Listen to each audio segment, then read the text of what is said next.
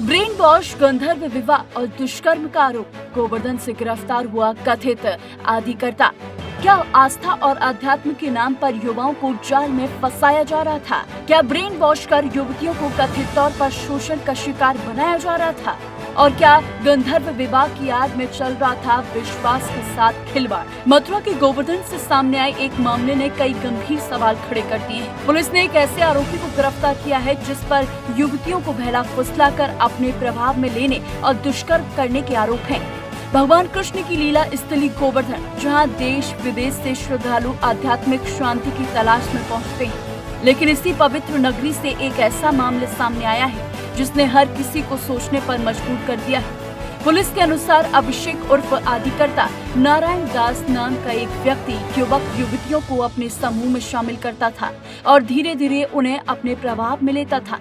आरोपी मूल रूप से उड़ीसा के भुवनेश्वर का रहने वाला बताया जा रहा है और वर्तमान में राधाकुंड के शेरगढ़िया मोहल्ले में रह रहा था।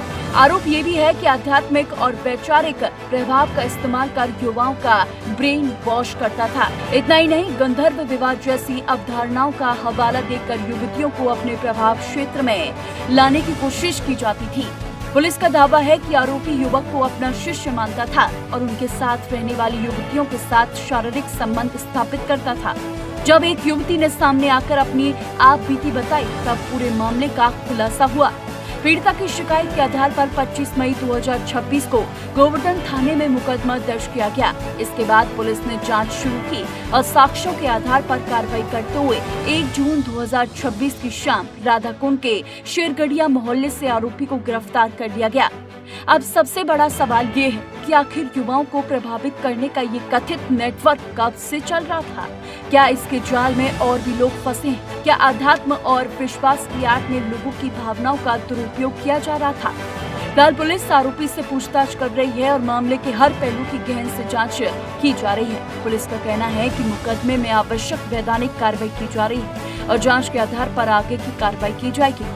आस्था और विश्वास समाज की सबसे बड़ी ताकत माने जाते हैं, लेकिन यदि इन्हीं भावनाओं का कथित तौर पर दुरुपयोग किया जाए तो ये केवल एक अपराध नहीं बल्कि सामाजिक विश्वास पर भी गहरा आघात होता है।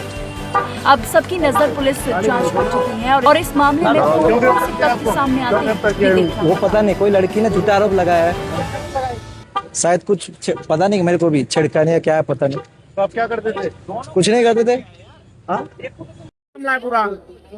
शेख मिश्रा नाम का एक व्यक्ति है जो कि निवासी उड़ीसा का है, लेकिन यहाँ राधा कुंड में गुरु के नाम पर आडम्बर फैला रहा है। लड़कियों को, नई नई लड़कियों को NIT और IIT के बच्चों को ऑनलाइन गीता का उपदेश देने के माध्यम से, और जब बच्चे उसका पूरा 2-2 घंटे के क्लास ब्रेन वॉश हो जाते हैं तो यहाँ अपने आप पीछे चले जाते हैं, माता पिता से संबंध छोड़ देते हैं। बच्चे तो 10,000 1-1 लाख की जॉब छोड़कर आए हैं और लड़कियों की पढ़ाई छुड़वा देता है, माता पिता से रिश्ते खत्म करवा देता है। शादी की आपस में वहाँ की जो लड़की शादी करवा देता है जिससे कि कानून रिश्ता कर सके। माता पिता भी आते हैं, बालिग बच्चे हैं, बालिग बच्चों का हवाला देके कानून से प्रूव करा दिया जाता है। क्योंकि बात बहुत बढ़ गई थी, हमारा सहयोग किया। कोई एक लड़की थी जो बलात्कार का केस लगाई, उसकी आँख खुल गई और अभिषेक मिश्रा आज जेल में है।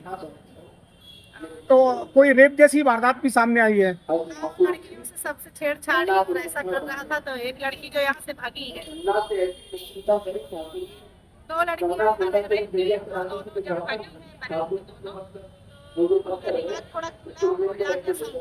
बाकी सब पेरेंट्स से भी, हमारे जो पेरेंट्स पहले से ही उसके बच्चे उन लोगों ने भी किया। हमें बहुत सारे सबूत मिले कि वहाँ पर बच्ची के नाम पर कुछ नहीं, बस सब चल रहा है। आसाराम बाबू का शिष्य है ये भी।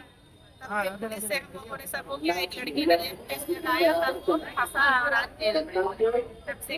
आज जो पुलिस ने कार्रवाई वहाँ की है, कितनी लड़कियों को रेस्क्यू किया है वहाँ से? 3 लड़कियाँ थी वहाँ पर, 3 लड़के थे। अभी 15-20 का ग्रुप था, बाकी बच्चे पहले ही निकल चुके हैं। जिसका दिमाग थोड़ा खुलते गया, इसके भक्ति के नाम पर वो अच्छा नहीं लगता। क्या आपस में शादी करवा रहा है, दिमाग सही होते गया, वो लोग चले गए और आज इसके खिलाफ बोलने को तैयार है। तो अब जो रेस्क्यू किए हैं बच्चियां, वो उनको कहाँ भेजा गया है? नशा भी ये नशा देता था और आगे भी इनके चंगुल में है एकदम से। और तभी भी पुलिस स्टेशन में बैठ कर अभिषेक मिश्रा धमकी दे रहा है, देख लूंगा राधा रानी आपको सजा देगी। पेरेंट्स लोगों से बदतमीजी से बात कर रहा है, यहाँ तक कि पुलिस का भी उसे कोई डर नहीं है। पुलिस वालों को भी बोलता है मैं भगवान हूँ, बस राधा रानी अच्छा है। कोर्ट में आई लोग, कोर्ट में देखूंगा, ऐसे धमकी दे रहा है।